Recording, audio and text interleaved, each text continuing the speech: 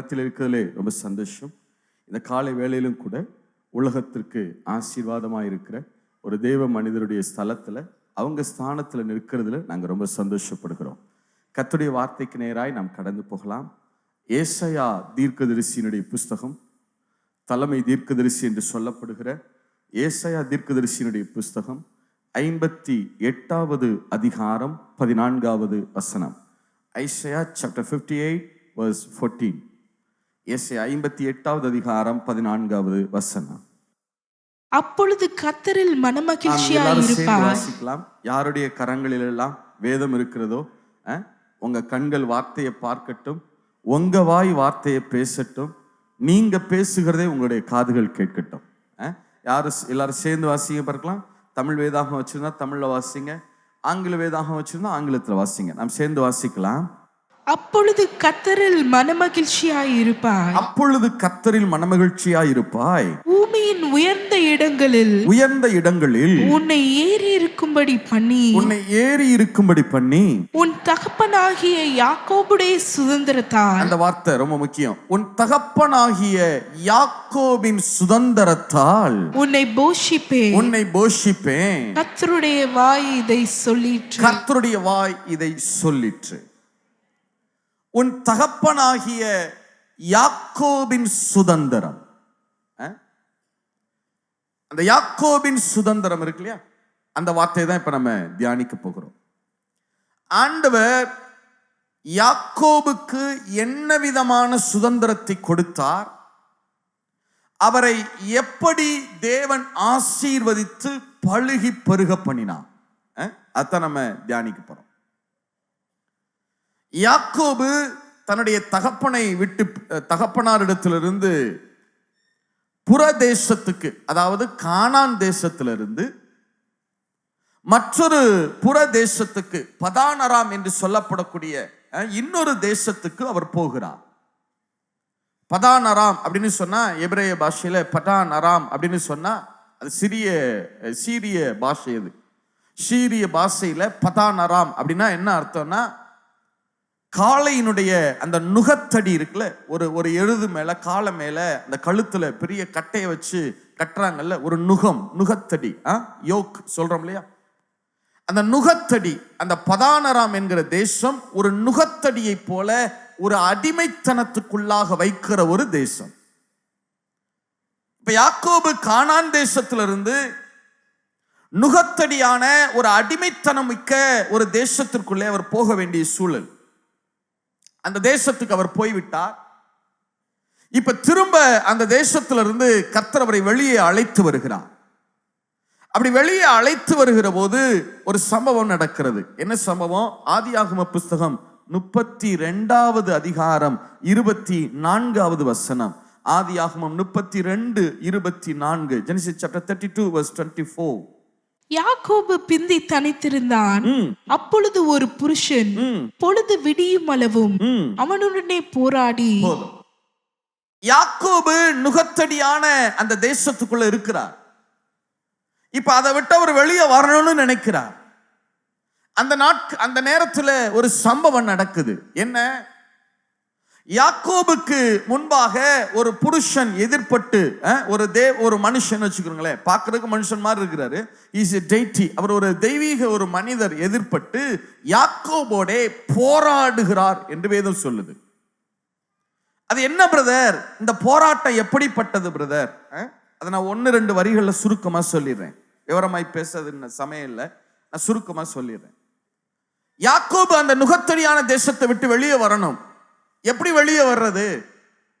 ஒரு புருஷன் அவருக்கு எதிர்பட்டு வந்து நிற்கிறார். அவரோட யாக்கோபு போராடுகிறார்.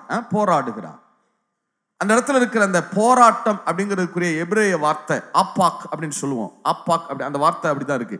அப்பாக் அப்படிங்கிற வார்த்தை அந்த இடத்துல இருக்கு. அப்படின்னா என்ன அர்த்தம் அப்படின்னா, ஒருவர் கடந்து வருகிறப்ப அல்லது நடந்து வர்றப்ப அவரை மறிச்சு, அவரை ஸ்டாப் பண்ணி, ஒருத்தர் 2 கையையும் விரித்தவராய், நீ நில்லு, முதல்ல என்னைய ஃபேஸ் பண்ணிட்டு தான் நீ இந்த இடத்தை விட்டு என்ன செய்யணும், கடந்து போகணும் அப்படிங்கிறதுக்காக மறிச்சு நிக்கிறதுன்னு சொல்லுவாங்கல்ல. 2 கரங்களை விரித்தவராய் ஒருவர் வந்து யாக்கோபுக்கு முன்பாக அவரை மறிச்சு எதிர்பட்டு நிற்கிறார். கவனிங்க, நுகத்தடியான தேசத்தை விட்டு வெளியே வரணும், அடிமைத்தனமான அந்த தேசத்தை விட்டு இப்ப யாக்கோபு வெளியே வரணும். ஆனா அங்க ஒருத்தர் நிற்கிறார், 2 கரங்களை விரித்தவராய் யாக்கோபுக்கு முன்பாக எதிர்பட்டு நிற்கிறார். இப்ப யாக்கோபு அவரை ஃபேஸ் பண்ணாதான் இந்த நுகத்தடியை விட்டு என்ன செய்ய முடியும், வெளியே போக முடியும். இப்ப யாக்கோபு எப்படி அந்த மனிதரோடு போராடுகிறார் என்று சொன்னால், யாக்கோபுக்கு தெரிகிறது அந்த மனிதர் சாதாரணமான ஒரு ஹியூமன் பீயிங் அல்ல.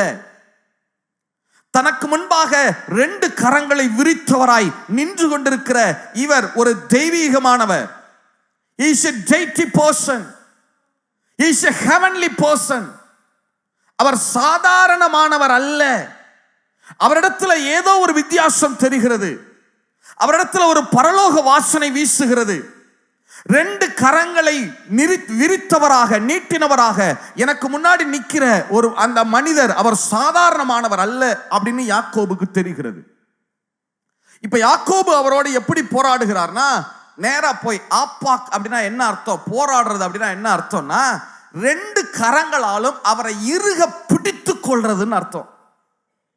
2 கரங்களை விரித்தவராய் அவர் நிற்கிற போது யாக்கோபு போய் ஒரு கையை கழுத்திலும் இன்னொரு கை அவருடைய முதுகுக்கு பின்பாக மார்போடு அணைத்தவரா 2 கரங்களாலும் இறுக பிடித்து கொண்டு சொல்றாரு, நீர் வித்தியாசமானவர், நீர் தெய்வீகமானவர், உங்களால என்னைய பிளஸ் பண்ண முடியும், நீங்க என்னைய ஆசீர்வதித்தால் ஒழிய நான் உம்மை விடுகிறது இல்லை. 2 கரங்களாலும் போய் இறுக பிடிச்சுக்கிட்டார்.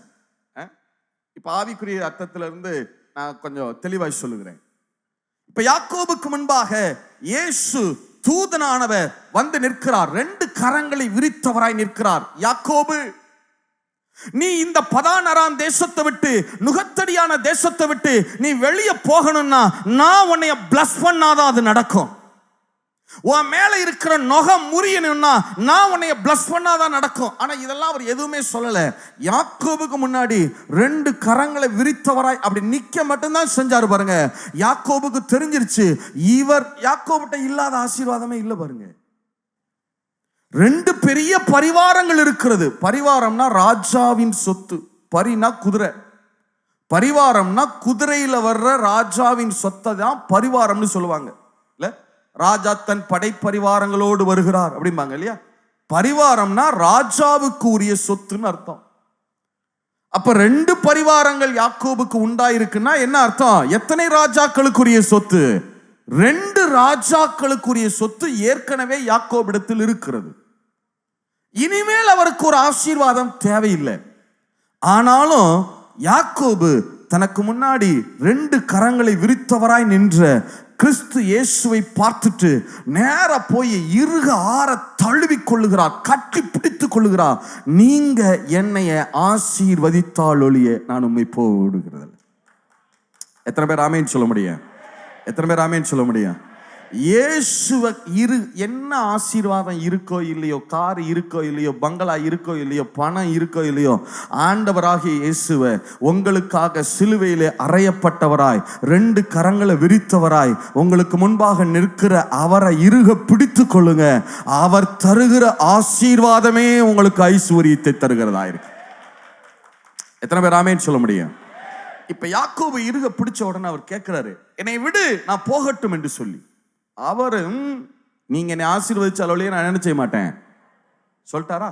இப்ப ஆண்டவர் கேட்கிறார், உன் பேர் என்ன அப்படின்னு கேட்கிறார். அவர் சொல்றார், என் பேரு யாக்கோபு. என் பேர் என்ன? யாக்கோபு. யாக்கோபுன்னா என்ன அர்த்தம்னா குதிங்காலை பிடிக்கிறவன் அப்படின்னு அர்த்தம். சொல்லுங்க, என்ன அர்த்தம்? சத்தமா சொல்லுங்க, என்ன அர்த்தம்? சில பேர் என்ன போனா எத்தன் அப்படின்னு. எத்தன் என்பது அர்த்தம் கிடையாது, அவனுடைய கேரக்டர் தான் எத்தன் என்பது. யாக்கோப், ஜேக்கப் அப்படின்னா எபிரேய பாஷையில யாக்கோவ் அப்படின்னா குதிங்காலை பிடிக்கிறவன். ஏசாவினுடைய குதிங்காலை பிடித்து கொண்டு வெளிப்பட்டபடினாலே அவனுக்கு யாக்கோபு என்று பெயரிடப்பட்டது இல்லையா. யாக்கோபுன்னா நீல் கேச்சர், குதிங்காலை பிடிக்கிறவன். சொல்லுங்க, யாக்கோபுனா என்ன அர்த்தம்? அப்ப அவன் சொல்றான், ஆண்டவரே என்னிடத்துல நிறைய ஆசீர்வாதங்கள் இருக்கிறது, 2 ராஜாக்களுக்குரிய பரிவாரங்கள் இருக்கிறது, ஆனா நான் இன்னும் அநேக காரியங்கள்ல கீழே விழுந்துதான் கிடக்கிறேன். நான் அநேக விஷயங்கள்ல குதிங்கால பிடிக்கிறவனாத்தான் கிடக்கிறேன். அநேக விஷயங்கள்ல நான் அடிமைப்பட்டு தான் கிடக்கிறேன். சில பழக்க வழக்கங்கள்ல நான் அடிமைப்பட்டு இருக்கிறேன்.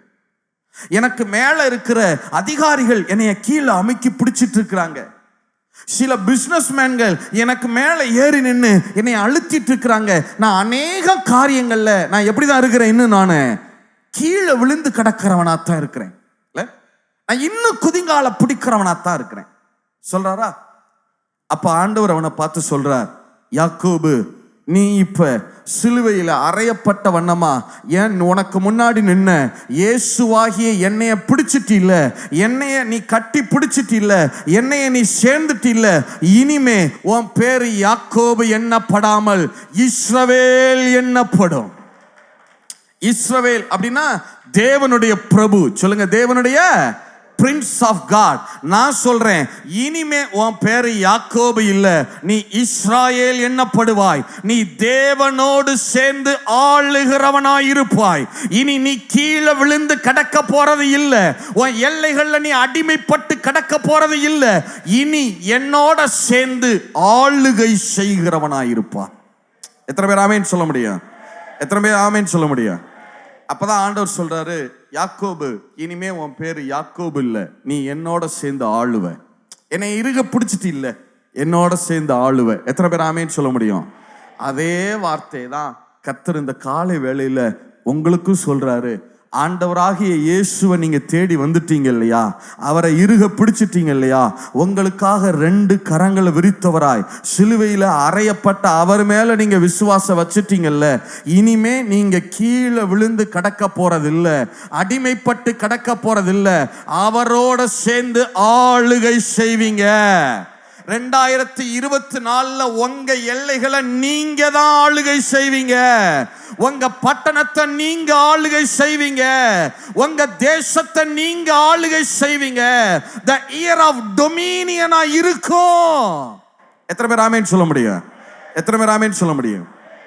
ஆண்டவர் யாக்கோபுட்ட சொல்லிட்டார், இனிமே நீ கீழே கிடக்கிற ஆள் இல்ல, இனிமே நீ என்னோட சேர்ந்து இந்த தேசத்தை என்ன செய்வ? ஆளுவ. இல்லையா? சரி, சொல்லிட்டாரு.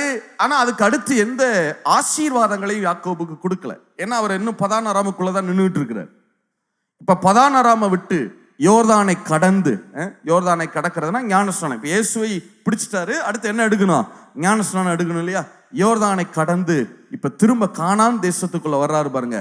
கானான்ல வந்த உடனே திரும்பவும் ஆண்டவர் யாக்கோபுக்கு முன்னாடி தரிசனமாகிறார். வாசிங்க, ஆதியாகமம் 35வது அதிகாரம் 9வது வசனத்திலிருந்து 13வது வசனம் வரைக்கும். ஆதியாகம புஸ்தகம் 35வது அதிகாரம் 9லிருந்து 13. Genesis chapter 35 from the verses 9 to 13. யாக்கோபு பதான் அராமிலிருந்து வந்த பின்பு தேவன் அவனுக்கு மறுபடியும் தரிசனமாகி அவனை ஆசீர்வதித்து, இப்பொழுது உன் பேர் யாக்கோபு. திரும்ப அதை சொல்றாரு பாருங்க, இப்பொழுது உன் பேர் யாக்கோபு, இனி உன் பேர் யாக்கோபு எனப்படாமல் யாக்கோபு எண்ணப்படாமல் இஸ்ரவேல் என்று உனக்கு பேர் வழங்கும் என்று சொல்லி, பேர் வழங்கும் என்று சொல்லி அவனுக்கு இஸ்ரவேல் என்று பெயரிட்டார். தமிழ்ல இஸ்ரவேல் என்று பெயரிட்டார் அப்படின்னு இருக்கு இல்ல? உன் பேர் யாக்கோபு எண்ணப்படாமல் இஸ்ரவேல் என்று உனக்கு பேர் வழங்கும் அப்படின்னு சொல்லிட்டு இஸ்ரவேல் என்று பேரிட்டார்னு இருக்கு. ஆங்கிலத்தில் வாசிச்சீங்கன்னா நல்லா இருக்கும். கேஜேவி அல்லது ESV வாசிச்சீங்கன்னா, And God said unto him, அவனிடத்திலே கர்த்தர் சொன்னார், Thy name is Jacob. உன்னுடைய நேம் யாக்கோபு என்னப்படுகிறது. Thy name shall not be called anymore Jacob, இனிமே யாக்கோபு என்று சொல்லப்படாமல் but Israel shall be thy name. உன்னுடைய பெயர் இனிமே இஸ்ராயேல் என்று சொல்லப்படும் அப்படின்னு சொல்லிட்டு நிறுத்துறார். நிறுத்திட்டு அடுத்து And he called his name Israel. இனிமே உன் பேர் யாக்கோபுன்னு எண்ணப்படாமல் இஸ்ரவேல் என்று எண்ணப்படும் அப்படின்னு சொல்லிட்டு ஸ்டாப் பண்ணிட்டு அவனை பார்த்து பேர் சொல்லி கூப்பிடுறார். அவனை எப்படி கூப்பிடுறார்? இஸ்ராயேல், இஸ்ரவேல். அவனை அந்த பேரை சொல்லி அவனை அழைக்கிறார் பாருங்க. He called, இல்ல, நீ இஸ்ராயேல் இல்ல. அதனாலதான் யாக்கோபை குறித்து வேதம் சொல்லுகிறது. அவர் சொல்லும்போது சொல்றார், நான் உன்னை பெயர் சொல்லி அழைத்தேன். எத்தனை பேர் ஆமென் சொல்ல முடியும்? சரி, இப்ப அவனை இஸ்ராயேல், இஸ்ரவேல் அப்படின்னு பேர் சொல்லி அழைச்சிட்டு இப்ப அவனுக்கு blessing கொடுக்குறாரு பாருங்க. உன்னுடைய சுதந்திரம் எப்படிப்பட்டதா இருக்க போகிறது அப்படின்னு சொல்லி அவனை ஆசீர்வதிக்கிறார் பாருங்க. என்னெல்லாம் சொல்லி ஆசீர்வதிக்கிறார் வாசிங்க பார்க்கலாம். 11 இருந்து. பின்னும் தேவன் அவனை நோக்கி நான் சர்வ வல்லமையுள்ள தேவன். முதல் ஆசீர்வாதம், நான் உனக்கு சர்வ வல்லமையுள்ள தேவனாய் இருப்பேன். நீ பலுகி பெருகுவாயாக. இரண்டாவது, நீ பலுகி பெருகுவாயாக. ஒரு ஜாதியும் பற்பல ஜாதிகளின் கூட்டங்களும் உன்னிலிருந்து உண்டாகும். ராஜாக்களும் உன் சந்ததியில் பிறப்பார்கள். நான் ஆபிரகாமுக்கும் ஈசாக்குக்கும் கொடுத்த தேசத்தை உனக்கும் கொடுப்பேன். உனக்கு பின் உன் சந்ததிக்கும் இந்த தேசத்தை கொடுப்பேன் என்று சொல்லி தேவன் அவனோட பேசின ஸ்தலத்திலிருந்து அவனை விட்டு எழுந்தருளி போனார். இப்ப யாக்கோபு இயேசுவை இறுக பிடிச்சதுனால அவனுக்கு blessings கொடுக்கப்படுது பாருங்க. கானானுக்குள்ள வந்த பிறகு, சபைக்குள்ளே வந்த பிறகு அவனுக்கு நிறைய blessings வரிசையா சொல்றாரு பாருங்க. 11வது வசனம் திரும்ப வாசிங்க. என்னென்ன ஆசீர்வாதங்கள் வரிசையா பார்த்திடலாம். வாசிங்க பார்க்கலாம். பின்னும் தேவன் அவனை நோக்கி நான் சர்வ வல்லமையுள்ள தேவன். அவன் ஆண்டவர் சொல்றாரு, நான் சர்வ வல்லமையுள்ள தேவன் இல்ல, ஆனி எல் ஷடாய், நான் சர்வ வல்லமையுள்ள தேவன். அவர் சொல்றார், நான் எல் ஷடாய், நான் உனக்கு எல் ஷடாயாக இருப்பேன். இல்ல, எல் ஷடாய்னா என்ன அர்த்தம் பிரதர்? சர்வ வல்லமை உள்ளவர் அப்படின்னா என்ன அர்த்தம்? நிறைய நேரங்களில் நம்ம என்ன நினைக்கிறோம் அப்படின்னா, பிரதர் சர்வ வல்லமை உள்ளவர்னா அவரால் எல்லாம் செய்ய முடியும் பிரதர். எப்படி? எல்லாமே செய்ய முடியும் பிரதர். அல்ல கவனிங்க, இதுல ஒரு வித்தியாசம் இருக்கு. எல்லாம் செய்ய முடியும், எல்லாவற்றையும் செய்ய வல்லவர் என்பது வேறு. அதாவது அவர் சூரியனின் மத்தியிலே உலாவுகிறவர், அந்த அளவுக்கு அவர்கிட்ட வல்லமை இருக்கு இல்ல. ஆண்டவர் இப்போதும் அவர் எங்க வாக்கிங் போறாருன்னா சூரியனின் மத்தியிலே உலாவுகிறவரா இல்ல. இன்னொரு வசனம் சொல்லுது, அவர் சமுத்திரத்தின் ஆழங்களில் நடக்கிறபடியினாலே அவருடைய பாதபடிகள் காணப்படாமல் போகிறது இல்ல. இப்பவும் ஆண்டவர் இந்த பூமியில அப்பப்ப இறங்கி சமுத்திரத்தின் ஆழங்கள்ல என்ன செய்து போகிறாராம்? நடந்து போகிறாராம். அவர் ஆழங்கள்ல நடக்கிறதுனால அவருடைய பாதபடிகள் யாருக்கு என்ன செய்யறது இல்லையா? அப்ப சூரியன்ல நடக்கிற அளவுக்கு வல்லமை இருக்கு, சமுத்திரத்தின் ஆழங்கள்ல நடக்கிற அளவுக்கு வல்லமை இருக்கு, எல்லாவற்றையும் செய்ய வல்லமை இருக்கு. இந்த வல்லமை என்பது வேறு. இது ஏசாயா 9:6 சொல்லப்படுகிற வல்லமையுள்ள தேவன் இல்ல, அது வேற. அது ஏல் கிப்போர், GIBBOR, ஏல் கிப்போர், அது வேற. சூரியன்ல நடக்கிறதுனால நமக்கு என்ன பிரயோஜனம்? சமுத்திரத்துல ஒரு வாக்கிங் போறதுனால உங்களுக்கு எனக்கு என்ன இருப்பது இல்ல, அது வேற. எல்லாவற்றையும் செய்ய முடியும் என்கிற வல்லமை என்பது வேற, அது ஏல் கிப்போர். அப்ப எல் ஷடாய் அப்படின்னா என்ன அர்த்தம் பிரதர்? எல் ஷடாய், நான் உனக்கு சர்வ வல்லமை உள்ள தேவன் அப்படின்னு சொல்றாரு. எல் ஷடாய்னா என்ன அர்த்தம் பிரதர்? என்ன அர்த்தம்னா, எபிரேய பாஷையில ஷட் அப்படின்னா மார்பு, பிரஸ்ட்.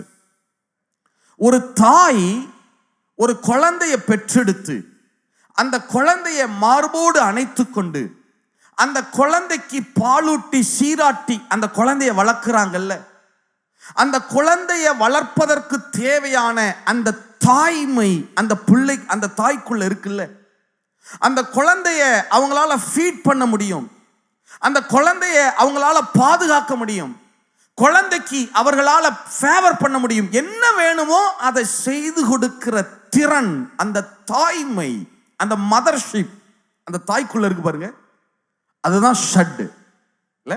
ஆண்டவர் என்ன சொல்றார் யாக்கோப்ட்ட, நான் உனக்கு எல் ஷடாய் அப்படின்னா என்ன அர்த்தம் அப்படின்னா, நான் சூரியன்ல நடப்பேன், சந்திரன்ல நடப்பேன், ஆழத்தில், அது கிடையாது. நான் உனக்கு எப்படிப்பட்டவராய் இருக்க போறேன்னா, உன் தேவைகள் எல்லாவற்றையும் நான் சந்திக்கிறதற்கு நான் போதுமானவராய் இருப்பேன். உனக்கு என்ன வேணுமோ, சூரியன்ல நடப்பேன், சந்திரன் நடப்பேன், அதை உண்டு, அதெல்லாம் வேற, அதுக்கு உனக்கு என்ன இருக்கு.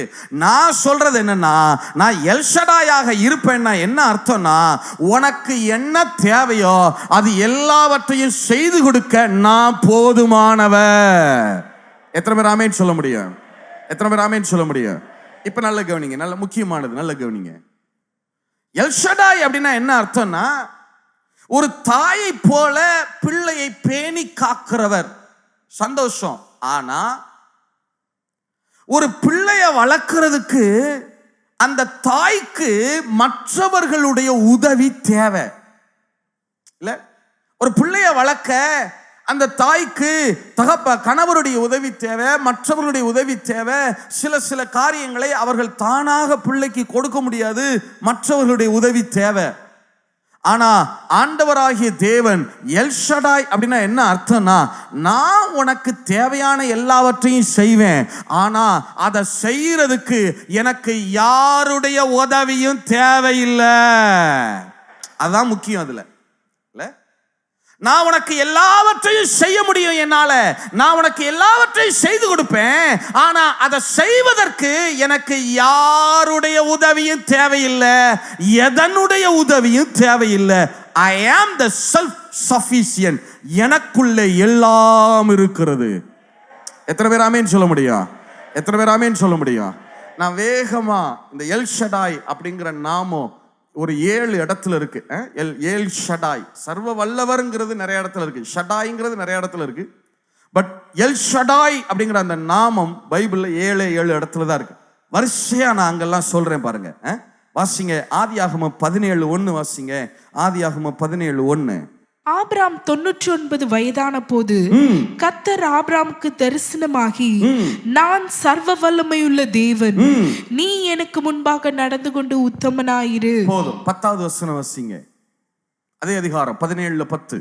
எனக்கும் உங்களுக்கும் உனக்கு பின்வரும் உன் சந்ததிக்கும் நடுவே உண்டாயிருக்கிறதும் நீங்கள் கை கொள்ள வேண்டியதுமான என் உடன்படிக்கை என்னவென்றால், உங்களுக்குள் பிறக்கும் சகல ஆண் பிள்ளைகளும் விருத்த சேதனம் பண்ணப்பட வேண்டும். முத தடவை எங்க எல் ஷடாய் வருகிறது? ஆபிரகாம் ஆண்டவர் சொல்றார், ஆபிரகாம் நான் எல் ஷடாய். ஆபிரகாம் தொடர்ந்து சொல்றார், நீ விருத்த சேதனம் பண்ணு, உன்னுடைய நுனித்தோல் அறுக்கப்பட்டு விருத்த சேதனம் செய் அப்படின்னு சொல்றார். இப்ப ஆபிரகாம் ஆண்டவர்கிட்ட என்ன கேட்டிருக்கணும்? ஆண்டவரே, உமக்கு ஏது நியாயமா? 99 வயசாகுது, இன்னும் பிள்ளை இல்லை, இப்ப நீங்க என்னை விருத்த சேதனம் பண்ண சொல்றீங்களே, விருத்த சேதனம் பண்ணுனா என் பாடி வீக் ஆயிராது? என்னுடைய ப்ரொடக்ஷன் ஆர்கன்ஸ் எல்லாம் என்ன, ரீப்ரொடக்ஷன் ஆர்கன்ஸ் எல்லாம் வீக் ஆயிராது? என்னுடைய சரீரம் பலவீனம் ஆயிராது? இப்போ போய் என்னை விருத்த சேதனம் பண்ண சொல்றீங்களே, இனிமே எனக்கு எப்படி குழந்தை பிறக்கும்? அப்பதான் ஆண்டவர் ஆபிரகாம்கிட்ட சொல்றார், ஆபிரகாம் உனக்கு தெரியாது, நான் எல் ஷடாய். நீ நினைக்கிற உன் சரீரம் நல்லா இருந்தா தான் உனக்கு குழந்தை பிறக்கும்னு இல்ல, உனக்கு குழந்தைய கொடுக்க உன் சரீரம் நல்லா இருக்கணும்னு அவசியம் கிடையாது. டாக்டர் சொல்றாங்க உனக்கு ஹார்மோன் குறைபாடு இருக்கு, அதனால குழந்தை இல்லைன்னு. நான் சொல்றேன், நான் எல் ஷடாய், உன்னுடைய ஹார்மோனை வச்சுதான் உனக்கு பிள்ளைய கொடுக்கணும்னு எனக்கு அவசியம் இல்லை. டாக்டர் சொல்றாங்க உன் ஆர்கன் சரியா வேலை செய்யலைன்னு. நான் சொல்றேன், உன்னைய பிளஸ் பண்றதுக்கு நீ சரீரத்துல பலவீனனா இருந்தாலும் சரி, உன் பலவீனத்துல என்னுடைய பலம் பூரணமாய் விளங்கும். எத்தனை பேர் ஆமேன் சொல்ல முடியும்? எத்தனை பேர் ஆமேன் சொல்ல முடியும்? உன் சரீரம் நல்லா இருந்தா தான் அதை வச்சு காரியம் நடக்குன்னு நினைக்காத.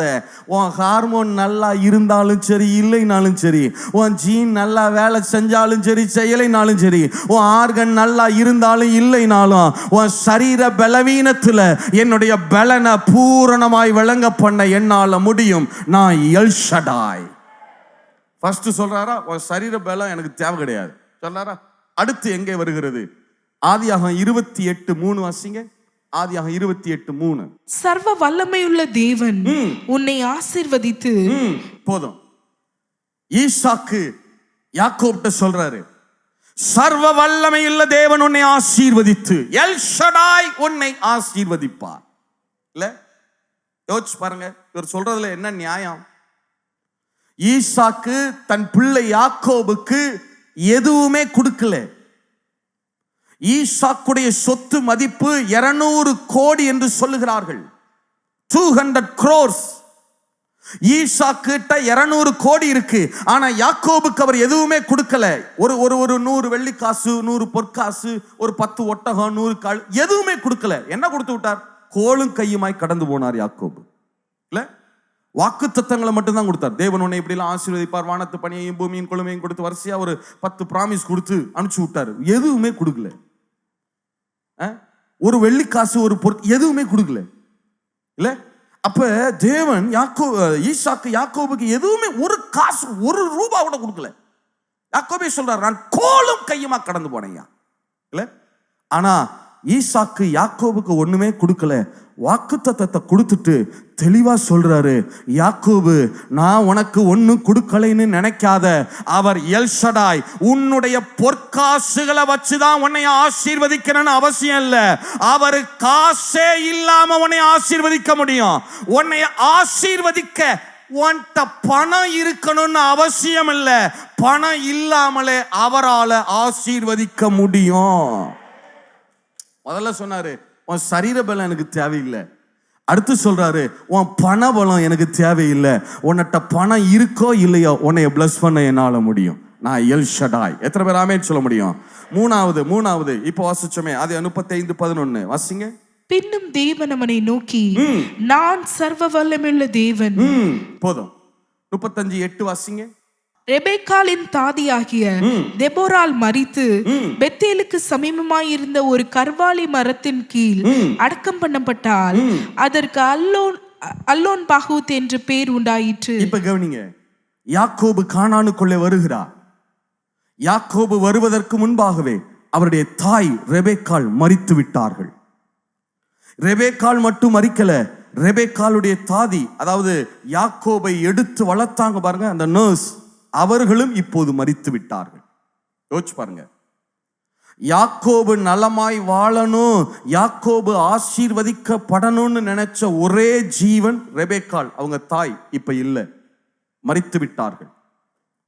அடுத்து சரி, அந்த பிள்ளையை எடுத்து தன்னைய வளர்த்தாங்களே, யாக்கோபை தூக்கி எடுத்து ரெபெக்காளுக்கு உதவி செய்து பக்கத்துல இருந்து நர்ஸா இருந்து தாதியா இருந்து வளர்த்தாங்களே தெபோராள், அவர்களும் இப்போது என்ன ஆயிட்டாங்க? மரிச்சிட்டாங்க. அந்த ஸ்தலத்துல உட்கார்ந்து யாக்கோபு அழுது கொண்டிருக்கிறார். இல்ல, அல்லோன் பாகூத், அழுகையின் கர்வாலி அப்படின்னு பேர் வச்சு அழுகிறார். ஆண்டவரே, எனக்கு ஆதரவானவர்கள் எல்லாம் மரித்து விட்டார்களே, எனக்கு ஒரு மனிதனுடைய ஆதரவும் இப்ப இல்லையே. இந்த கானானுக்குள்ள நான் நுழைஞ்சிருக்கிறேன், என்னை ஆசீர்வதிக்கணும், நான் நல்லா இருக்கணும்னு நினைக்கிறதுக்கு இங்க ஒரு மனுஷனும் இல்லை ஆண்டவரே. அப்பதான் ஆண்டவர் வந்து சொல்றாரு, யாக்கோபு நீ ஏன் கவலைப்படுற? உனக்கு உறவுகள் இல்லை, உன்னை ஆசீர்வதிக்க உதவி செய்ய நல்ல மனிதர்கள் இல்லை, நீ ஏன் பயப்படுற? நான் இருக்கிறேன், நான் எல் ஷடாய், உன்னை ஆசீர்வதிக்க எனக்கு எந்த மனிதனுடைய உதவியும் தேவையில்லை. இல்ல, முதல்ல சொன்னாரு, நான் உன்னை பிளஸ் பண்ண, உனக்கு சரீரம் தேவை, உனக்கு நல்ல பலம் இருந்தா தான் முடியும், உன் சரீரத்து நல்லா இருந்தா தான் நான் உன்னைய வச்சு ஊழியம் செய்வேன், உன்னைய வச்சு காரியம் செய்வேன் நினைக்காத. உன் எந்த பலவீனத்திலையும் உன்னைய பயன்படுத்த என்னால முடியும். அடுத்து சொல்றாரு, உன் பணம் எனக்கு தேவையில்லை, உன்கிட்ட பணம் இருந்தா தான் உன்னைய பிளஸ் பண்ண முடியும்னு நினைக்காத. நான் தன்னிறைவு உடையவ, செல்ஃப் சஃபிஷியன்ட். உன் பணத்தை வச்சுதான் உன்னைய பிளஸ் பண்ணணும் இல்லை, உன் பணம் எனக்கு தேவையில்லை.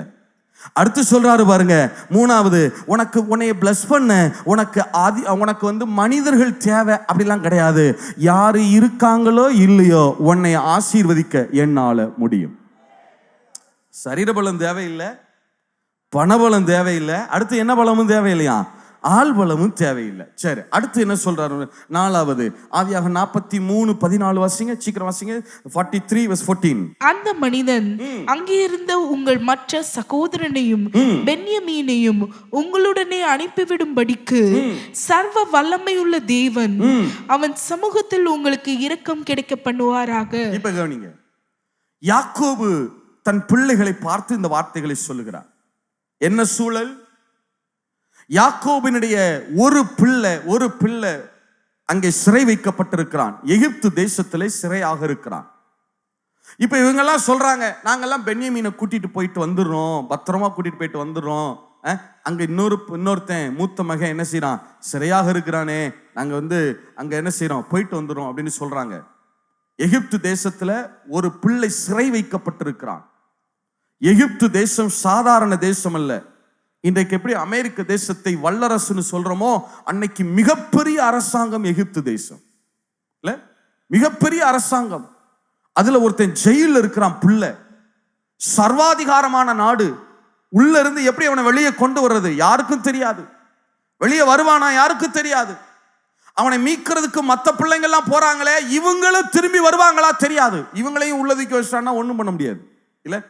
இந்த சூழல்ல யாக்கோபு சொல்றாரு பாருங்க, என்னப்பா பெரிய எகிப்துன்னு சொல்றீங்க, என்னப்பா பெரிய அரசாங்கம்னு சொல்றீங்க, நான் சொல்றேன் அவர் எல்ஷடாய், அவர் எல்லா அதிகாரங்களுக்கும் மேலானவர், எல்லா அரசாங்கங்களுக்கும் மேலானவர், அவரால அரசுகளை மீறி கிரியை செய்ய முடியும்.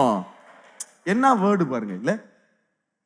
பிள்ளைகிட்ட சொல்றான் பாருங்க, போப்பா எகிப்து தானே போ, அவர் எல்ஷடாய், அவரால் எல்லா அதிகாரங்களுக்கும் மேற்பட்டு வேலை செய்ய முடியும். எத்தனை பேர் ஆமேன் சொல்ல முடியும்? எத்தனை பேர் ஆமேன் சொல்ல முடியும்? அதே வார்த்தையை தான் கர்த்தர் உங்களுக்கு சொல்றார். நீங்க பயப்படாதீங்க பிரதர், மேல பெரிய அதிகாரிகள் இருக்கிறாங்க, பெரிய ஆபீசர்ஸ் இருக்காங்க, அவங்க இருக்கிறாங்க, இவங்க இருக்கிறாங்க. கர்த்தருடைய வார்த்தையை சொல்றேன், எல்லா அதிகாரங்களுக்கும் மேலாக அவரால் ஆளுகை செய்ய முடியும். அவர் எல்ஷடாய். எத்தனை பேர் ஆமேன் சொல்ல முடியும்? அதிகாரங்கள் சாதகமாய் இருந்தால் தான் வேலை செய்ய முடியும் என்பதல்ல, அது சாதகமாய் இருக்கோ இல்லையோ அங்க அவரால் ஆளுகை செய்ய முடியும். எத்தனை பேர் ஆமேன் சொல்ல முடியும்? ராஜாக்களை தள்ளி ராஜாக்களை ஏற்படுத்துகிறவர். முதல்ல சொன்னாரு, உன் சரீர பலம் எனக்கு தேவையில்லை. ரெண்டாவது சொன்னாரு, உன் பண பலம் எனக்கு தேவையில்லை. அடுத்து சொல்றாரு, உனக்கு இருக்கிற ஆட்கள் பலம் எனக்கு தேவையில்லை. அடுத்து சொல்றாரு, அதிகார பலமும் எனக்கு தேவையில்லை. எத்தனை பேர் ஆமேன் சொல்ல முடியும்? எத்தனை பேர் ஆமேன் சொல்ல முடியும்?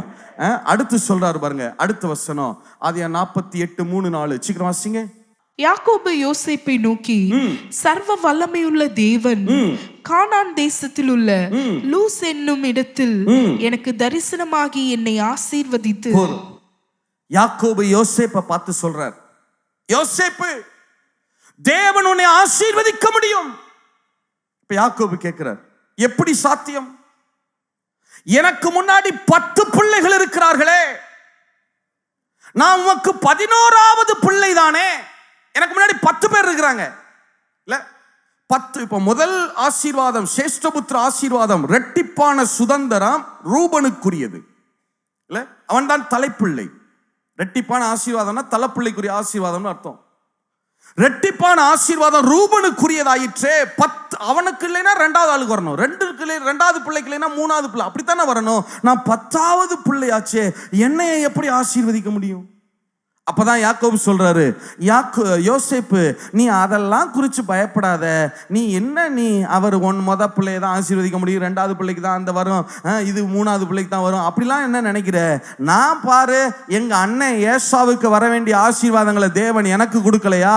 நான் சொல்றேன், அவர் எல்ஷடாய், அவர் எல்லா முறைமைகளையும் மாற்ற முடியும், எல்லா சட்ட திட்டங்களையும் மாற்ற முடியும், எல்லா கஸ்டம்ஸையும் மாற்ற முடியும், எல்லா பழக்க வழக்கங்களையும் மாற்ற முடியும். 10 பேரை தாண்டி சேஷ்டபுத்திர ஆசீர்வாதத்தை உன் சிரசின் மேல வைக்க அவரால் முடியும். அவர் எல்ஷடாய். பிரதர், எனக்கு முன்னாடி 4 பேர் இருக்கிறாங்க பிரதர், அவங்கள தாண்டி தான் எனக்கு ப்ரமோஷன் வர முடியும், அவரால் கொண்டு வர முடியும். பிரதர், எனக்கு முன்னாடி 10 பேர் இருக்காங்க பிரதர், அவங்கள தாண்டி எனக்கு எப்படி கிடைக்கும்? அவர் எல்ஷடாய், அவரால் முடியும்.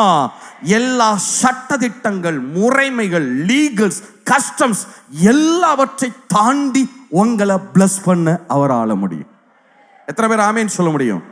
பிரதர், சாத்தியமே இல்லை பிரதர், இதுக்கெல்லாம் சாதகமான சூழல் இல்லை பிரதர், சாதகமான சூழலே தேவையில்லை பிரதர், அவரால் எல்லாத்தையும் பிரேக் பண்ணி உங்களை பிளஸ் பண்ண முடியும் பிரதர். எத்தனை பேர் ஆமேன் சொல்ல முடியும்? முதல்ல சொன்னாரு, உன் சரீர பலம் எனக்கு தேவையில்லை, நான் எல்ஷடாய். அடுத்து சொன்னாரு, உன் பண பலம் எனக்கு தேவையில்லை, நான் எல்ஷடாய். அடுத்து சொன்னாரு, உன் ஆள் பலம் எனக்கு தேவையில்லை, நான் எல்ஷடாய். அடுத்து சொல்றாரு, உன் அதிகார பலம், உனக்கு மேல இருக்கிற அதிகார வர்க்கத்தை பற்றிலாம் நான் காரியம் இல்லை, அது எனக்கு தேவையில்லை, நான் எல்ஷடாய்.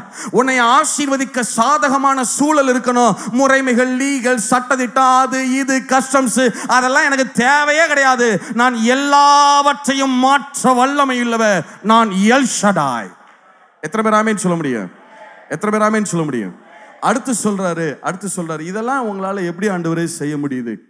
யாத்திராகம 6வது அதிகாரம் 3வது வசனம். சர்வ வல்லமையுள்ள தேவன் என்னும் நாமத்தினால் நான் ஆபிரகாமுக்கும் ஈசாக்குக்கும் யாக்கோபுக்கும் தரிசனமானேன். ஆனாலும் யெகோவா என்னும் என் நாமத்தினால் நான் அவர்களுக்கு அறியப்படவில்லை. யெகோவா அப்படின்னா கர்த்தர் அப்படின்னா என்ன அர்த்தம்னா மூல காரணமானவர், எல்லாவற்றுக்கும் மூல காரணமானவர். He is the source of all sources. எல்லாம் அவருக்குள்ள இருந்து உருவாகிறது. எல்லாவற்றுக்கும் அவர்தான் ரூட். எத்தனை பேர் ஆமென் சொல்ல முடியும்? எத்தனை பேர் ஆமென் சொல்ல முடியும்? இல்லையா? இப்ப மோசேட்ட சொல்றாரு, மோசே, ஆபிரகாம் ஈசாக்கு யாக்கோபுக்கெல்லாம் நான் எல் ஷடாய் என்பது தெரியும், ஆனால் அவங்களுக்கு தெரியாத ஒரு காரியத்தை உன்னிட்ட சொல்றேன். எனக்கு இன்னொரு பேர் இருக்கு. நான் யெகோவா, நோக்கி யெகோவா, நான் எல்லாவற்றுக்கும் மூல காரணமானவர். எத்தனை பேர் ஆமென் சொல்ல முடியும்? எத்தனை பேர் ஆமென் சொல்ல முடியும்? என்ன சொல்ல வர்றார் மோசேட்ட? மோசே, உன்னைய பிளஸ் பண்ண எனக்கு சரீர பலம் தேவை கிடையாது, பண பலம் தேவை கிடையாது, அடுத்து ஆள் பலம் எனக்கு தேவை கிடையாது, அடுத்து அதிகார பலம் எனக்கு தேவை கிடையாது, சாதகமான சூழ்நிலைகள் எதுவுமே எனக்கு தேவை கிடையாது. ஏன் தெரியுமா? நான் எல் ஷடாய் மாத்திரமல்ல, நான் கர்த்தர், நான் யெகோவா. எல்லாம் எனக்குள்ளிருந்து வருகிறது, எல்லாவற்றுக்கும் நான் மூல காரணமானவர். எத்தனை பேர் ஆமென் சொல்ல முடியும்? உங்களை பிளஸ் பண்ற எல்லா சோர்ஸும் அவருக்குள் இருக்கிறது. அவருக்கு வேற எதுவுமே தேவை கிடையாது. சரி, கடைசியா 7வது எசேக்கியேல் புஸ்தகம் 10வது அதிகாரம் 3-5 வரைக்கும். எசேக்கியேல் chapter 10 verse 3 to 5. அந்த புருஷன் உள்ளே பிரவேசிக்கையில் கேருபீன்கள் ஆலயத்தின் வலதுபுறத்தில் நின்றன. ஒரு மேகம் உட்பிரகாரத்தை நிரப்பிற்று. கர்த்தருடைய மகிமை கேருபீன் மேலிருந்து எழும்பி ஆலயத்தின் வாசற்படியிலே வந்தது. ஆலயம் மேகத்தினால் நிறைந்திருந்தது. பிரகாரமும் கர்த்தருடைய மகிமையின் பிரகாசத்தினால் நிரம்பிற்று. கேருபீன்களுடைய செட்டைகளின் இரைச்சல் சர்வத்திற்கும் வல்ல தேவன் பேசுகையில் உண்டாகும் சத்தம் போல வெளிப்பிரகாரம் மட்டும் கேட்கப்பட்டது. எல் ஷடாய் பேசுகிற சத்தம் போல. சொல்லுங்க, யார் பேசுகிற சத்தம் போல? சத்தமா சொல்லுங்க. Very good, very good, super. யாரு பேசுகிற சத்தம் போல?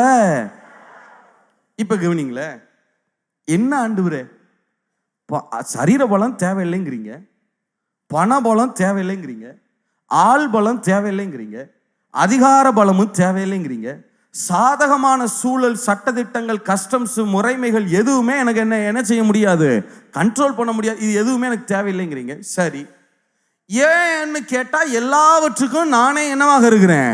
மூல காரணமானவர், ஆதாரமானவராய் இருக்கிறேன். எத்தனை பேர் ஆமென் சொல்ல முடியும்? இல்லையா? அப்ப சரி, எப்படிதான் என்னை அப்ப பிளஸ் பண்ணீங்க? எதை வச்சுதான் என்னைய பிளஸ் பண்ணுவீங்க? 7வது சொல்றாரு பாருங்க, எல் ஷடாயின் சத்தம், எல் ஷடாயினுடைய சத்தம், அவர் பேசுகிற இந்த வார்த்தை, அவர் பேசுகிற இந்த சத்தம், இந்த வார்த்தையை வச்சு என்னால எல்லாவற்றையும் செய்ய முடியும். உன் பணத்தை வச்சு உன்னை ஆசீர்வதிக்க மாட்டேன், உன்னுடைய சரீர பலத்தை வச்சு உன்னை ஆசீர்வதிக்க மாட்டேன், உன்னுடைய ஆள் பலத்தை வச்சு உன்னை ஆசீர்வதிக்க மாட்டேன், உன்னுடைய அதிகார பலத்தை வைத்து உன்னை ஆசீர்வதிக்க மாட்டேன், சட்ட திட்டங்கள், சாதகமான சூழ்நிலைகளை வச்சு நான் ஆசீர்வதிக்க மாட்டேன். என்னுடைய வார்த்தையினாலே நான் உன்னை ஆசீர்வதிக்க முடியும். எத்தனை பேர் ஆமென் சொல்ல முடியும்? எத்தனை பேர் ஆமென் சொல்ல முடியும்? இந்த வார்த்தையை அவர் அனுப்பினால் சகலமும் வாய்க்கும். இது வேற எதுவுமே உங்களுக்கு தேவை கிடையாது. எத்தனை பேர் ஆமென் சொல்ல முடியும்? எத்தனை பேர் ஆமென் சொல்ல முடியும்? ஆண்டவர் உங்களோட வாக்கு தத்தங்கள் வழியா பேசியிருக்கிறாருங்கிறவங்க ஒரு ஆமென் சொல்லுங்க பாருங்களா. கர்த்தருடைய நாமத்துல சொல்றேன், அவர் வாக்கு கொடுத்து விட்டா மாறாதவராயிருக்கிறார். நீங்க நினைக்காதீங்க, பிரதர் எனக்கு கொடுத்த வாக்கு தத்தம் இன்னும் நடக்கவே இல்லை பிரதர், எல்லாம் எதிராக இருக்கு. உண்மையை சொல்லட்டுமா? ஆண்டவர் உங்களுக்கு கொடுத்த ஒரு வாக்கு தத்தம் இந்த பூமியில நிறைவேறல, பூமியே அழிஞ்சிருச்சுன்னு வச்சுக்கிறீங்க, அப்ப கூட பயப்படாதீங்க. பிரதர் பூமியில நிறைவேற்றது தானே பிரதர் கொடுத்தாரு வாக்கு தத்தம். ஆமா, பூமியே அழிஞ்சிருச்சு பிரதர், இப்ப எப்படி பிரதர் வாக்கு தத்தம் நிறைவேறும்? கர்த்தருடைய நாமத்தினால சொல்றேன், அவர் உங்களுக்கு ஒரு வாக்குத்தத்தம் கொடுத்துட்டா, பூமியே அழிஞ்சாலும் பயப்படாதீங்க, உங்களுக்காக புதுசா ஒரு பூமியையே உருவாக்கி ஆகிலும் உங்களை கொண்டு போய் வச்சு தன்னுடைய வாக்கை நிறைவேற்ற அவர் வல்லமை உள்ளவர். எல் ஷடாய். எத்தனை பேர் ஆமென் சொல்ல முடியும்? எத்தனை பேர் ஆமென் சொல்ல முடியும்? அப்பதான் யாக்கோபு சொல்றார், யாக்கோபு எல் ஷடாய், உனக்கு எல்லாவற்றையும் செய்ய என்னால முடியும், என் வார்த்தை வாக்குத்தத்தமே போதுமானது. எத்தனை பேர் ஆமென் சொல்ல முடியும்? 11 வாசிங்க. பின்னும் தேவன் அவனை நோக்கி, நான் சர்வ வல்லமையுள்ள தேவன், நீ பலுகி பெருகுவாயாக. இப்ப ஆண்டவர் யாக்கோபு சொல்றாரு, யாக்கோபு நீ என்னை பிடிச்சிட்டில்ல, சிலுவையில் அறையப்பட்ட என்னை பிடிச்சிட்டில்ல, நான் உனக்கு எல் ஷடாயாக இருப்பேன். அடுத்து சொல்றாரு, நீ பழுகி பெருகுவாய். சொல்லுங்க, நீ பழுகி. அப்படின்னா என்ன பிரதர்? வெறும் நம்பர்ஸ் கவுண்டிங்ல பழுகி பெருகிறதுன்னு அர்த்தம் கிடையாது. இந்த பழுக்கமும் பெருக்கமும் எப்படிப்பட்டது? வாசிங்க ஆதியாகமம் 1 அதிகாரம் 21, 22. Genesis chapter 1 verses 21 and 22. தேவன் மகா மச்சங்களையும் ஜலத்தில் தங்கள் தங்கள் ஜாதியின்படியே திரளாய் ஜனிப்பிக்கப்பட்ட சகலவித நீர்வாழும் ஜந்துக்களையும் சிறகுள்ள ஜாதி ஜாதியான சகலவித பட்சிகளையும் சிருஷ்டித்தார். தேவன் அது நல்லது என்று கண்டார்.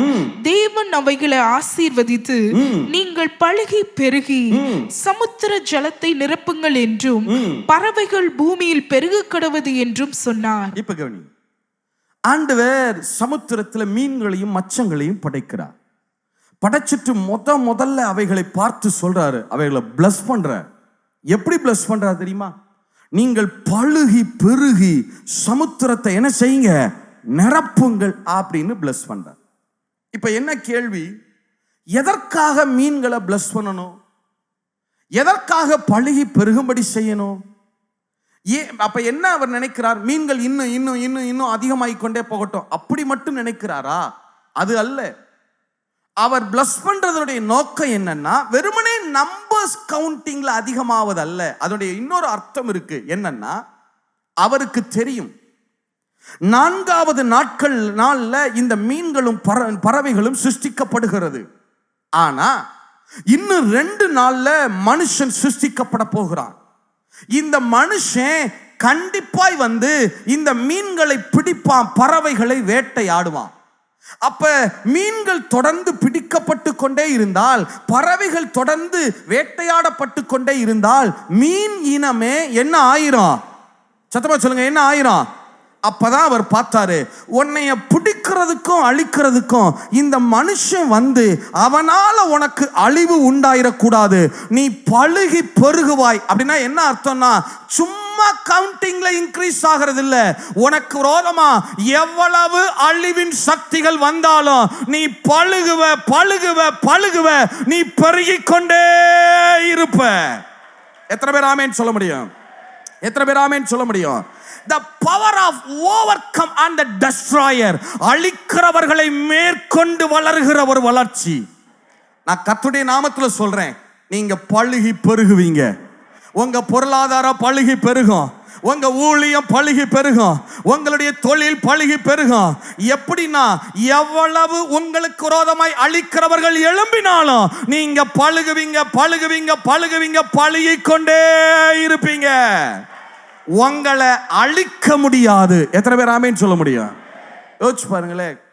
அதாவது ஆயிரக்கணக்கான கோடி கிலோ மீன்களை பிடிச்ச மணிக்கு தான் இருக்கிறான். ஆனா என்னவே செய்ய முடிய மாட்டேங்குது. சொல்லுங்க, என்ன செய்ய முடிய மாட்டேங்குது? யோசிச்சு பாருங்க. ஆச்சரியம் ஆச்சரியம். ஆற்று மீன் பெருக மாட்டேங்குதுங்க, குளத்து மீன் பெருக மாட்டேங்குது, கொஞ்ச நாள்ல அழிஞ்சிருது. இல்ல கம்மா வத்திருச்சுன்னா அழிஞ்சிருது. டேம் மீன் பெருக மாட்டேங்குது, அழிஞ்சிருது. ஏன்? அவைகளை பார்த்து ஆண்டவர் வார்த்தை கொடுக்கல, ஆனா சமுத்திரத்து மீன்களை பார்த்து வார்த்தை கொடுத்திருக்கிறார். இந்த வார்த்தை அதை பழுக பண்ணி கொண்டே இருக்கிறது. அதான் நான் உங்களுக்கு சொல்றேன் பிரதர், உங்களுக்கு சொல்றேன், ஆண்டவர் உங்களுக்கு ஒரு வாக்கு கொடுத்துட்டார் பாருங்க. நீங்க பழுகுவீங்க பழுகுவீங்க பழுகிட்டே இருப்பீங்க. சத்துருக்களை குறித்து பயப்படாதீங்க, மனித சத்துருக்களை குறித்து பயப்படாதீங்க, ஆவிக்குரிய சாத்தானை குறித்து பயப்படாதீங்க. என்னதான் அழிக்க ட்ரை பண்ணாலும் நீங்க பழுகுவீங்க பழுகுவீங்க பழுகிட்டே இருப்பீங்க. நல்லா கவனிங்களே, மனுஷனே இன்னும் வரல, சத்துருவே இன்னும் வரல, அதுக்கு முன்னாடியே மீனை நீ பழுகி பெருகுவ. அவன் வந்து என்ன பிடிச்சாலும் உன்னை என்ன செய்ய முடியாது, அழிக்க முடியாது, நீ பழுகி பெருகிட்டே இருப்பங்கிறாரு. அப்ப என்ன அர்த்தம் தெரியுமா? என்ன அர்த்தம்? மீன்களுக்கு சத்துரு வருவதற்கு முன்பாகவே எவ்வளவு அந்த சத்துருவை குறித்து எவ்வளவு அவர் கவனமா இருக்காரு பாருங்க. மீனுக்கு தெரியாது 2 நாள் கழிச்சு நமக்கு ஒரு சத்துரு உருவாக போறாங்கிறது என்ன செய்யாது, தெரியாது. நான் சொல்றேன், உங்கள் சத்துருக்களை குறித்து நீங்க எச்சரிக்கையா இருக்கிறத விட கர்த்தர் எச்சரிக்கையா இருக்கிறார். அவர் எல் ஷடாய். எத்தனை பேர் ஆமென் சொல்ல முடியும்?